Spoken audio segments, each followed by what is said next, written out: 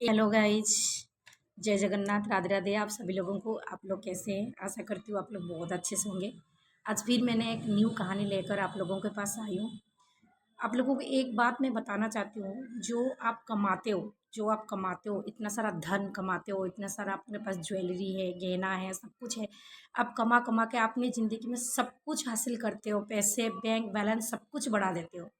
एक बात मुझे बताइए, क्या ये सारे बैंक बैलेंस, ये ज्वेलरी, जब आप दुनिया छोड़ के जाते हो, मतलब जब मर जाते हो, क्या ये सब आप लोग अपने साथ लेके जाते हो? नहीं ना। तो इसी के रिलेटेड मैं आज आप लोगों को एक कहानी सुनाती हूँ। मैं कहानी के थ्रू आप लोगों को ये बताना चाहती हूँ, रियलिटी बताना चाहती हूँ कि आप लोग इसे कुछ सीखें। इसलिए मैं एक एक कहानी, छोटा छोटा कहानी लेकर मैं आप लोगों को सुनाती हूँ। ऐसे ही एक कहानी है, एक राजा का कहानी मैं सुनाती हूँ। राजा जो था बहुत क्रूर टाइप का था।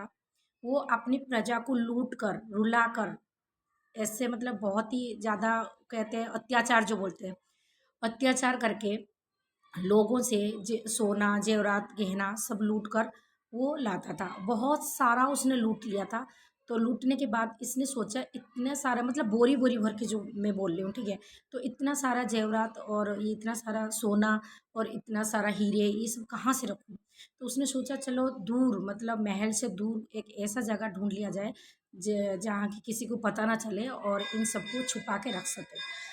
तो उसने छुपाने के लिए एक बहुत दूर पहाड़ों के बीच एक गुफा सा टाइप का उसने ढूंढा, और वहाँ पर ये सारे जो जेवरात थे और ये जो हीरे थे, इन सबको लेके वहीं पे छुपा दिया। छुपाने के बाद उसको ताला लगाकर उसका दो चाबी बनाया उसने। एक चाबी तो वो अपने पास रखा था और दूसरा चाबी अपना मंत्री, जो उसको मतलब बहुत वो मतलब अपने मंत्री को दे दिया था, ताकि अगर वो किसी भी वजह से काम पे बिजी हो जाए और जेवरात को देखने के लिए ना आ पाए, तो कम से कम वो उसके मंत्री आके वहाँ से चेक करके जाए कि जेवरात सुरक्षित है या नहीं है। कुछ दिन चला गया, मंत्री भी बीच बीच में आता था, जेवरात चेक करके जाता था, और राजा भी कभी कभी आते थे। वो जेवरात चेक करके अपने ताला मार के और चाबी अपने साथ लेकर चले चले जाते थे। कुछ दिन बीत गया इस तरह। राजा को एक दिन मतलब डाउट हुआ, मतलब काम में वो व्यस्त थे, नहीं आ पा रहे थे, मान लो एक दो महीना हो गया वो नहीं आ पा रहे थे, ठीक है। तो उनने सोचा चलो देखा जाए, जो जेवरात, जो हीरे और मोती मैंने सब कुछ वहाँ पे स्टोर करके मैंने रखा था, वो ठीक है या नहीं।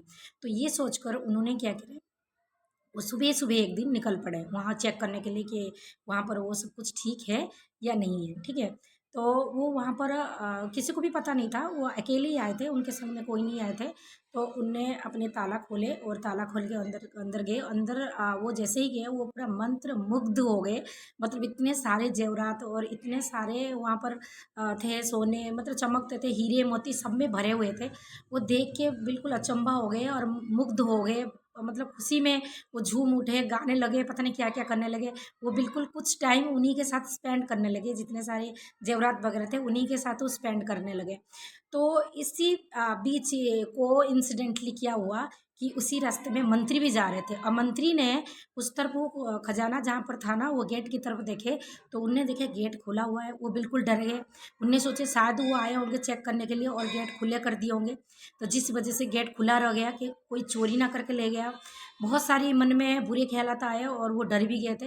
और वो तुरंत वहाँ से, मतलब घोड़े से जा रहे थे, घोड़े से उतर कर जाके वहाँ पे क्या हुआ, उस गेट पे उनने ताला मार के और चाबी अपने साथ लेकर आ गए।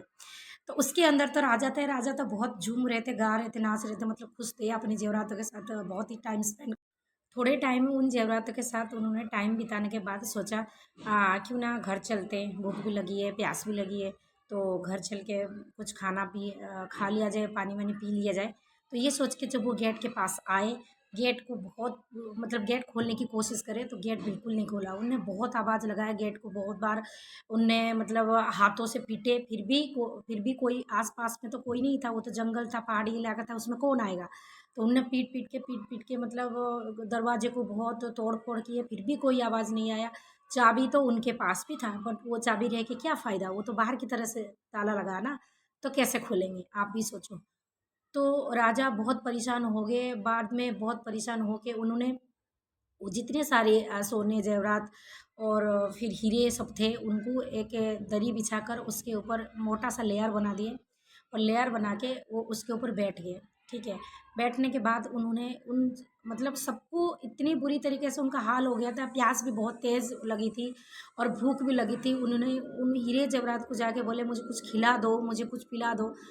और उनकी मन में ये भी एहसास हो गए थे कि मैं ये जो लोगों को मार पीट कर मतलब बुराई करके ये जो धन संपत्ति मैंने यहाँ पर इकट्ठे करी हुई ये भी मेरे को पानी नहीं पिला पाए और मैं भूखा हूँ, मुझे खिला भी नहीं पाए, तो मेरे जान तो जाने वाला है। यहाँ पर तो कोई है नहीं कि मुझे आके बचा सके, क्योंकि आवाज़ दे के भी कोई फ़ायदा नहीं है, कोई नहीं आने वाला है। वो समझ गए थे कि मैं तो मरने ही वाला हूँ, ठीक है।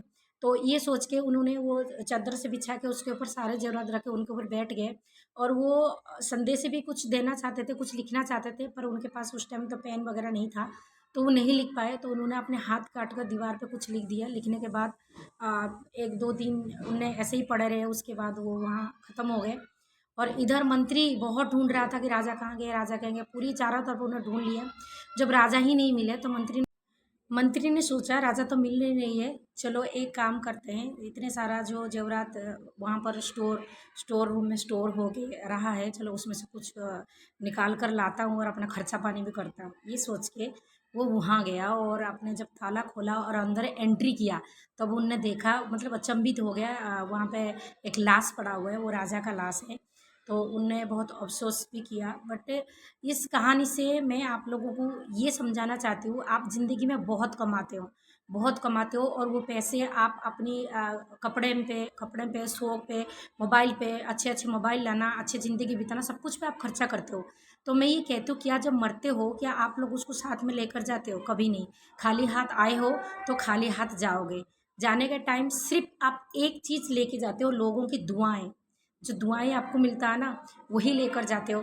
और लोगों के आप जिन-जिन लोगों पे अच्छे काम करे होंगे ना, उनके मने मतलब वो आपको जो दुआएँ दिए होंगे ना, वही आप ज़िंदगी में मतलब वही साथ में लेके जाओगे। बाकी कुछ नहीं लेके जाओगे। छोटी-छोटी बात में देखना, घर पे 5-5 रुपए के लिए, 10-10 रुपए के लिए, 100 रुपए के लिए झगड़ा होता है, भाई-भाई में लड़ाई होता है। उसने मुझे ये नहीं दिया, वो मेरे पैसे लिया था उधारी में, मुझे चुकता नहीं किया, ये नहीं करा, वो नहीं करा। वैसे तो ये लोग पैसे है ना खो जाएँगे, 5-10 हज़ार रुपए, इन पे कोई फ़र्क नहीं पड़ता है। पर मान लो किसी ने उधारी के तौर पर किसी को तुम दिए हो, ठीक है, वो 100 बार 10 बार उसको मांगने लगेंगे, मेरा पैसा है, मेरा पैसा है, मेरा पैसा है। अरे मेरा क्या है, मेरा इस दुनिया में कुछ नहीं है। अकेले आए हो, अकेले जाओगे। इस राजा की कहानी से आप लोगों को क्या सीखने को मिला? यही सीखने को मिला, राजा ने बहुत कमाया, एंड टाइम में पानी की बूंद के लिए वो तरस गया, खाने के लिए वो तरस गया, भूखा प्यासा मर गया। तो यही मैं कह रही हूँ, जिंदगी में करना है तो अच्छे कर्म करो, किसी भी लोगों की बुराई मत करा करो, बुराई किसी की मत सोचा करो, अच्छा कर्म करो, अच्छे कर्म के साथ जियो। सब लोग तुम्हें अच्छे कहेंगे, जब तुम मरोगे ना, तो 100 लोग तुम्हारे पास आके खड़े